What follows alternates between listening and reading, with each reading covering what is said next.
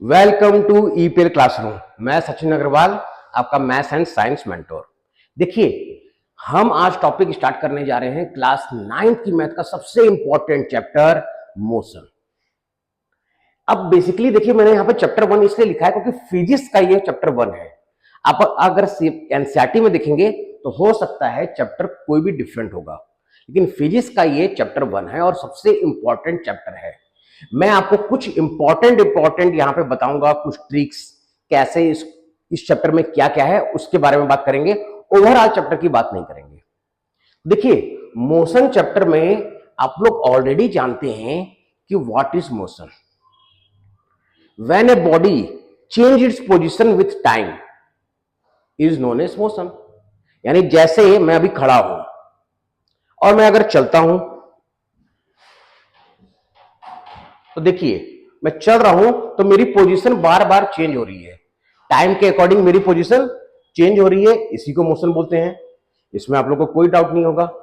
इसी तरह अगर रेस्ट की बात करें तो when a body does not change its position with time, यानी कि ऑब्जेक्ट अपनी जगह पर खड़ा है, कोई उसमें हलचल नहीं है, उसको बोलेंगे रेस्ट। इसके बाद आपको जो मेन सीखना है वो सीखना है स्केलर क्वांटिटी क्या होती है और वेक्टर क्वांटिटी क्या होती है। सबसे इंपॉर्टेंट,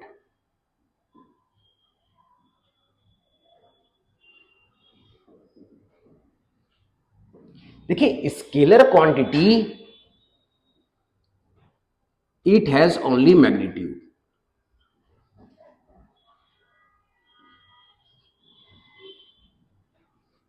अब बहुत से स्टूडेंट यहां पर ये सोच रहे होंगे कि मैग्नीट्यूड का मतलब क्या होता है। देखिए, मैग्नीट्यूड का मतलब होता है, मैं आपको यहां पे साइड में लिख दे रहा हूं कि मैग्नीट्यूड का मतलब होता है numerical value. Magnitude means numerical value. जैसे आप डिस्टेंस, स्पीड की यूनिट लिखते हैं, तो आप जैसे डिस्टेंस लिख रहे हैं, मान लीजिए मैं एग्जांपल ले रहा हूं, आपने डिस्टेंस लिखा और आया आंसर आपका मान लीजिए 300 किलोमीटर। तो बेसिकली ये जो 300 है यही न्यूमेरिकल वैल्यू होती है और इसी को मैग्नीट्यूड बोलते हैं। किसको मैग्नीट्यूड बोलते हैं? इसी 300 को न्यूमेरिकल वैल्यू बोलते हैं, यानी कि मैग्नीट्यूड बोलते हैं। तो स्केलर क्वांटिटी में सिर्फ और सिर्फ आपको मैग्नीट्यूड दिखेगा।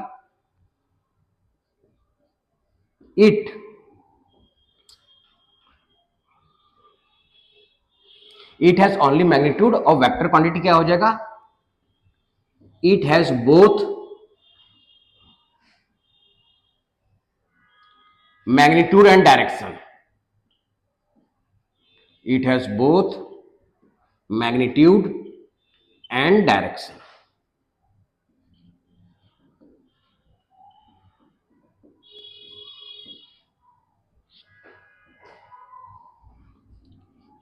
It never be negative. इसकी वैल्यू कभी भी नेगेटिव नहीं आएगी। लेकिन vector quantity it can be positive, negative भी आएगी और जीरो भी आ सकती है। अब देखिए, समझते हैं क्या होता है। स्केलर क्वांटिटी वो क्वांटिटी होती है, ऐसी फिजिकल क्वांटिटी जो आपने 7 फिजिकल क्वांटिटी पढ़ी होगी। क्या? लेंथ, मास, टाइम, टेम्परेचर, इसी तरह स्पीड। ऐसी क्वांटिटी जिसमें सिर्फ और सिर्फ न्यूमेरिकल वैल्यू शो की जाती है, मैग्नीट्यूड, और जो कभी भी नेगेटिव नहीं आ सकती, उसको बोलते हैं स्केलर क्वांटिटी। जैसे एग्जांपल क्या लिखेंगे आप? Distance, speed, time, etc. ये सारी क्वांटिटी, डिस्टेंस, स्पीड और टाइम, स्केलर क्वांटिटी है। इसमें हम कभी भी डायरेक्शन की बात नहीं करते हैं और ये कभी भी नेगेटिव नहीं आती है। अगर वहीं हम वेक्टर क्वांटिटी में देखें तो वेक्टर क्वांटिटी में क्या हो जाएगा, डिस्प्लेसमेंट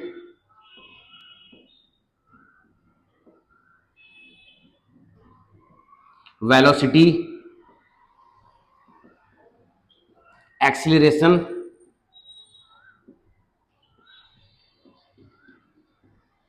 ईटीसी। अब देखिए समझते हैं कि दोनों में बेसिकली मेजर डिफरेंस क्या है। स्केलर क्वांटिटी में मैंने लिखा है सिर्फ मैग्नीट्यूड और वेक्टर क्वांटिटी में लिखा है मैंने बोथ मैग्नीट्यूड एंड डायरेक्शन। और मैग्नीट्यूड क्या होता है वो आपको वहां नजर आ रहा होगा बोर्ड पर राइट हैंड साइड कॉर्नर पर, कि उसको बोलते हैं न्यूमेरिकल वैल्यू। जो मैंने 300 को आपको सर्किल से डिनोट करके दिखाया है कि वो होती है मैग्नीट्यूड यानी न्यूमेरिकल वैल्यू। तो जब भी आपसे डिस्टेंस पूछा जाता है, मान लीजिए ए बी में, अब यहां से ऑब्जेक्ट, कोई ऑब्जेक्ट है, ये कोई ऑब्जेक्ट है जो यहां से चलना स्टार्ट कर रहा है, वो बी तक पहुंचा, और हम मान लेते हैं कि ए से बी तक की जो डिस्टेंस है वो 500 मीटर है। और मैं अगर आपसे पूछूं कि टोटल डिस्टेंस कितनी हुई ए बी, ऑब्जेक्ट ने यहां से यहां तक कितना डिस्टेंस कवर किया, तो आप सभी बोलेंगे सर 500 मीटर। गुड्स, तो A B is equal to 500 metre distance हो गया, और ये स्केलर क्वांटिटी हो गई क्योंकि इसमें हमने डायरेक्शन नहीं बताया। वहीं अगर इसमें अगर हम सेम बात करें तो देखिए यहां पे क्या लिखना पड़ेगा, यहां पे हमें लिखना पड़ेगा कि ऑब्जेक्ट जो है 500 मीटर टूवर्ड ईस्ट। यहां पर आपको डायरेक्शन इंक्लूड करना कंपलसरी हो जाता है। क्या मैंने बोला कि डायरेक्शन इंक्लूड करना कंपलसरी हो जाता है। वेक्टर क्वांटिटी में मैग्नीट्यूड के साथ साथ डायरेक्शन भी लिखा जाता है। उम्मीद करता हूं कि आपको यह समझ में आया होगा। आगे देखते हैं क्या है इसमें।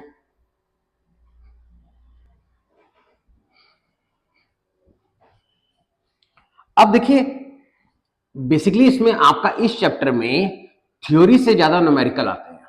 मैंने क्या कहा, थ्योरी से ज्यादा आपको न्यूमेरिकल आएंगे, और न्यूमेरिकल में स्केलर क्वांटिटी और वेक्टर क्वांटिटी, इन बातों का ध्यान देना है।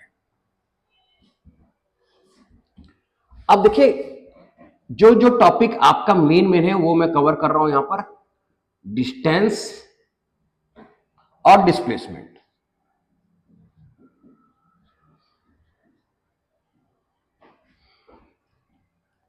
देखिए डिस्टेंस और डिस्प्लेसमेंट दोनों में मेजर डिफरेंस क्या है कि डिस्टेंस जो होता है वो स्केलर क्वांटिटी है, it is a scalar quantity,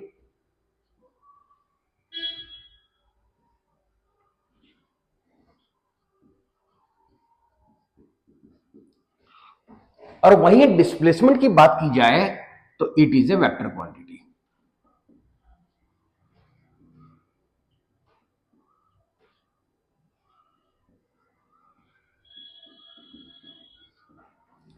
अब आप डिस्टेंस को बोलते क्या है कि टोटल पाथ, जिस पाथ से भी ऑब्जेक्ट जा रहा है कवर्ड बाय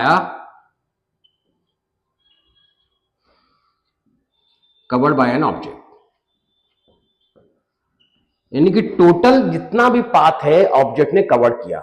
यहां पर हम बेसिकली क्या लिखते हैं, shortest distance covered by an object, shortest distance covered by an object.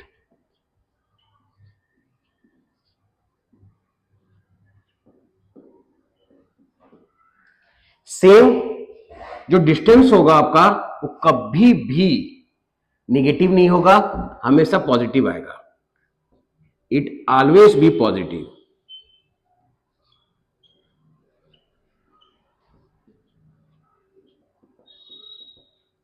लेकिन डिस्प्लेसमेंट आपका इट कैन बी पॉजिटिव भी हो सकता है, नेगेटिव भी हो सकता है, और जीरो भी आ सकता है। तो देखिए डिस्टेंस और डिस्प्लेसमेंट में क्या डिफरेंस है। ये स्केलर क्वांटिटी है यानी इसमें सिर्फ मैग्नीट्यूड होगा, न्यूमेरिकल वैल्यू होगी, डायरेक्शन की बात नहीं की जाती। वही डिस्प्लेसमेंट वेक्टर क्वांटिटी है जहां पर मैग्नीट्यूड के साथ हमें डायरेक्शन भी बताना होता है। ये total path covered by an object होता है और ये shortest distance covered by an object होता है। अब इसी को समझने के लिए देखिए मैं एग्जांपल ले रहा हूं तो आपको पूरा क्लियर हो जाएगा ये कि मैं आपको क्या बताना चाह रहा हूं और कैसे आपका क्वेश्चन इससे रिलेटेड आता है। मान लेते हैं ये एक घर है, मैं लिख दे रहा हूं इट इज ए हाउस, और ये बी पॉइंट ले रहा हूं जो कि आपको मान लेते हैं कि स्कूल है। डेली आप लोग अपने घर से स्कूल जाते हैं, डेली जाते हैं, तो बहुत लोगों के घर से स्कूल हो सकता है नियर बाय हो और बहुत लोगों के फर्दर अपार्ट होंगे, बहुत दूर होंगे। मान लेते हैं कि आपके घर से स्कूल तक की दूरी जो है वो है 5 किलोमीटर। मैंने क्या कहा कि मान लेते हैं कि आपके घर से लेकर स्कूल तक की दूरी 5 किलोमीटर है। अब मैंने आपसे पूछा कि आप अपने घर से स्कूल गए और स्कूल से घर वापस आए। मैंने क्या कहा, आप अपने घर से स्कूल गए और स्कूल से घर वापस आए, तो आपको अगर मैं पूछूं टोटल डिस्टेंस कितना हुआ, टोटल डिस्टेंस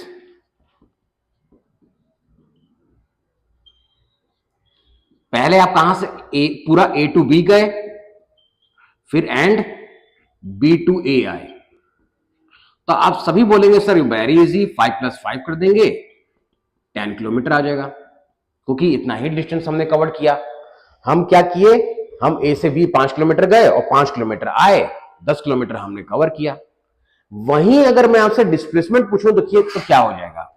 अब मैं आपसे डिस्टेंस ना पूछकर यहां पर टोटल डिस्प्लेसमेंट पूछूंगा। क्या पूछ रहा हूं मैं आपको, टोटल डिस्प्लेसमेंट। सेम क्वेश्चन में टोटल डिस्प्लेसमेंट पूछेंगे तो देखिए जब डायरेक्शन चेंज होता है तो वैल्यू भी चेंज होती है।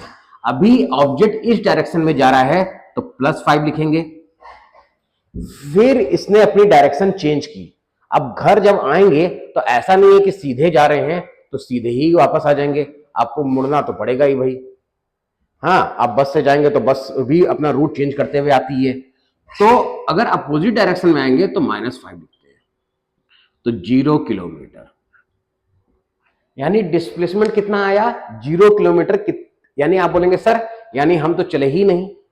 यस, डिस्प्लेसमेंट में ये चीज ध्यान देनी पड़ती है, डायरेक्शन चेंज होता है तो वैल्यू में माइनस और प्लस आ जाता है, तो इसीलिए बोला जाता है कि जहां से हमने अपनी जर्नी स्टार्ट की अगर वहीं वापस आ जाते हैं तो डिस्प्लेसमेंट 0 होता है, लेकिन डिस्टेंस कभी भी 0 नहीं होगा।